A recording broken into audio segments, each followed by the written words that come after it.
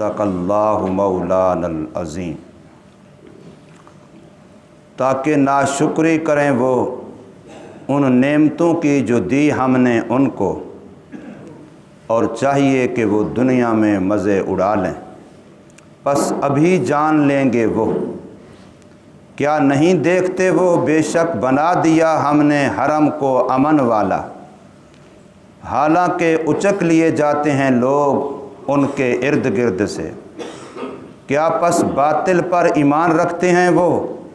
اور اللہ کے احسانات کی ناشکری کرتے ہیں۔ سورہ عنکبوت کی آیت نمبر 66 اور 67 آپ حضرات کے سامنے پڑھی گئیں اور ان کا ترجمہ ہوا ہے۔ پچھلی آیت میں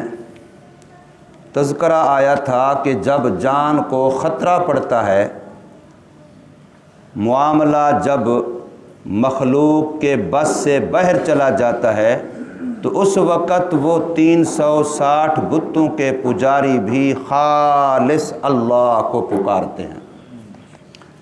اور اللہ کا قرآن مجید میں ایک وعدہ ہے کہ مضطر آدمی جو حالت اضطرار میں ہوگا، اس حالت اضطرار کے اندر اللہ پاک دعا ضرور قبول کرتا ہے، اور اس دعا قبول کرنے میں کافر اور مسلمان کا فرق بھی نہیں ہے۔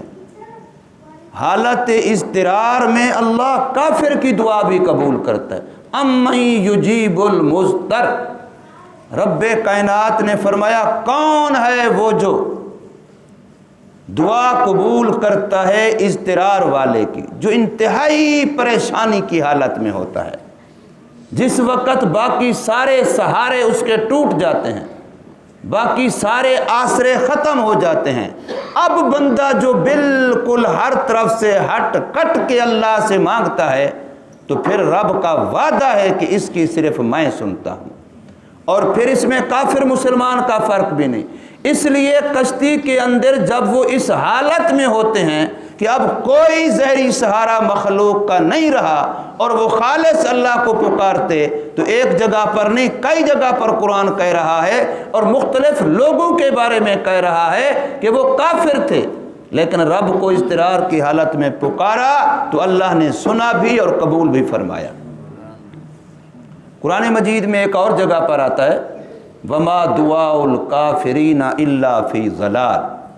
کہ کافروں کی دعا بیکار جاتی ہے۔ تو بظاہر اس میں ٹکراؤ لگتا ہے کہ یہاں اضطرار کی حالت میں اللہ کافروں کی دعا بھی قبول فرما رہے ہیں، اور جگہ پر قرآن کے ظاہری الفاظ سے پتہ چلتا ہے کہ کافروں کی دعا کارگر نہیں ہوتی، وہ بیکار جاتی ہے۔ تو علماء نے لکھا ہے کہ وہ جو آیت ہے وما دعاء الکافرین الا فی ضلال، یہ آخرت کے بارے میں ہے کہ آخرت کے اندر جب کافروں کا رزلٹ سامنے آ جائے گا،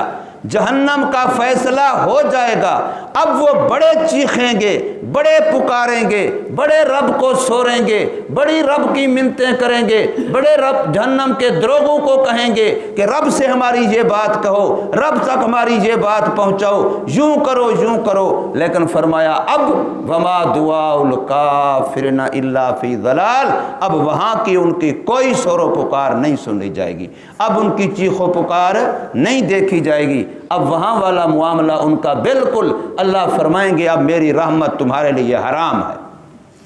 لیکن دنیا کے اندر اللہ نے بہت ساری نعمتیں ایسی رکھی ہیں جس سے جیسے مسلمان نفع اٹھاتا ہے ایسے ہی کافر بھی نفع اٹھاتے ہیں۔ تو اللہ فرما رہے ہیں یہ انسان کا معاملہ کہ مشکل کی حالت میں تو میرا بن جائے، اور جب پریشانی ختم ہو جائے پھر کسی اور کا بن جائے، یہ رب کی نعمت کی ناشکری ہے۔ لے یکفروا، یہ ناشکری کر رہے ہیں، کفران نعمت کر رہے ہیں اس کا جو ہم نے ان کو دیا ہے۔ لیکن کیا ہوگا، یہ دنیا کے چند روز ہیں، لیتمتعوا، اڑا لو مزے،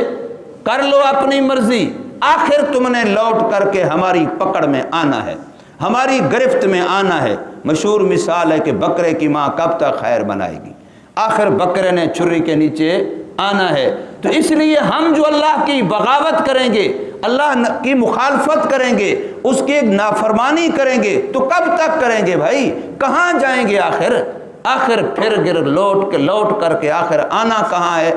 اسی کے سامنے، اور بے بس ہو کے آنا ہے۔ اس لیے فرمایا ان کو کہہ دو کہ اگر یوں ہے کہ جب پریشانی آ گئی، جب مشکل پڑ گئی، اس وقت تو خدا یاد آ گیا، اور جس وقت مشکل پریشانی اللہ نے ختم کر دی، اب خدا کو بھلا دیا، تو ایسے لوگوں کو کہو لے یتمتعوا، یہ دنیا میں چند روزہ مزے اڑا لو، چند روزہ اپنی مرضی کر لو، فسوف یعلمون، پس ان قریب ہی، ابھی موت آتے ہی جان لوگے، حقیقت کا پتہ چل جائے گا، موت آتے ہی پتہ چل جائے گا کہ میں نے اپنی من مانی کی تو کس کا نقصان کیا، اور اگر رب کی فرما برداری کی تو فائدہ کس کا ہوا، ابھی پتہ چل جائے گا۔ اولم یرو، باقی مشرکین مکہ کو ایک اشکال یہ بھی تھا اسلام قبول کرنے میں کہ اگر ہم نے محمد صلی اللہ علیہ وسلم کی مان لی تو سارا عرب تو محمد کا مخالف ہے، دوسرے دین پر ہے، حضور صلی اللہ علیہ وسلم کے دین پر تو اہل عرب ہیں نہیں، اگر ہم نے ان کی مان لی تو سارے ہمارے مخالف ہو جائیں گے، ہم یمن کی طرف تجارت کے لیے جاتے ہیں، شام کی طرف جاتے ہیں، ہمارا تو سارا کاروبار متاثر ہو جائے گا، سارے ہمارے مخالف ہو جائیں گے، ہماری رزق و روزی کا جو ذریعہ بنا ہوا ہے وہ متاثر ہوگا، خراب ہو جائے گا، اس لیے ہم مسلمان نہیں ہوتے۔ یہ ان کو ایک اشکال تھا، تو اللہ نے اس کا جواب دیا کہ دیکھو جس مکے میں تم رہتے ہو، کعبۃ اللہ کی وجہ سے اللہ نے اس کو امن والا بنایا، ایسا امن والا بنایا کہ یہاں جو خود رو چیزیں، درخت، گھاس، پودے ہوتے ہیں، ان کا کاٹنا بھی حرام و ناجائز قرار دے دیا۔ اس کے ایریا کے اندر جو ترندے پرندے رہتے ہیں شکار کے قابل، ان کا شکار کرنا بھی اللہ نے حرام قرار دے دیا، حتیٰ کہ اگر کوئی بندہ حرم کے حدود سے باہر کوئی جنایت، جرم، قتل وغیرہ کر کے آئے اور اس حدود کے اندر آ کے داخل ہو جائے تو اللہ نے اس کو بھی امن والا بنا دیا۔ تو گویا اللہ نے اس کعبے کی وجہ سے چاروں طرف سے کتنا ایریا اللہ نے پرامن حرم قرار دے دیا ہے۔ مکہ سے باہر اب تک بھی جو منا مزدلفہ ہے یہ حرم کا حصہ ہے، عرفات صرف حرم سے باہر ہے، منا بھی حرم کے اندر ہے، مزدلفہ بھی حرم کے اندر ہے، تو اتنا بڑا ایریا اللہ نے امن والا بنایا، اور یہ تمہارے کفر و شرک کی حالت میں اللہ نے امن دیا ہوا ہے تمہیں کہ تم جدھر بھی جاتے ہو لوگ کہتے ہیں کہ جی کعبے والے ہیں،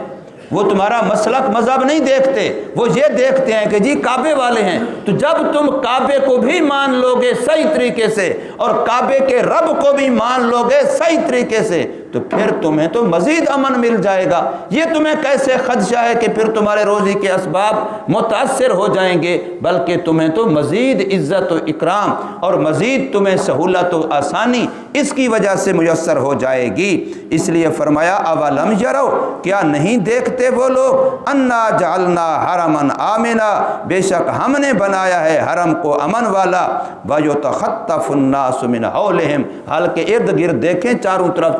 ڈاکے پڑ رہے ہیں، لوگوں کو اٹھایا جا رہا ہے، اچکا جا رہا ہے، فلاں کیا جا رہا ہے، وہ تو سارے بیچارے محفوظ نہیں ہیں، غیر محفوظ ہیں، لیکن حرم کی وجہ سے اللہ نے ان کو عزت دی ہوئی ہے۔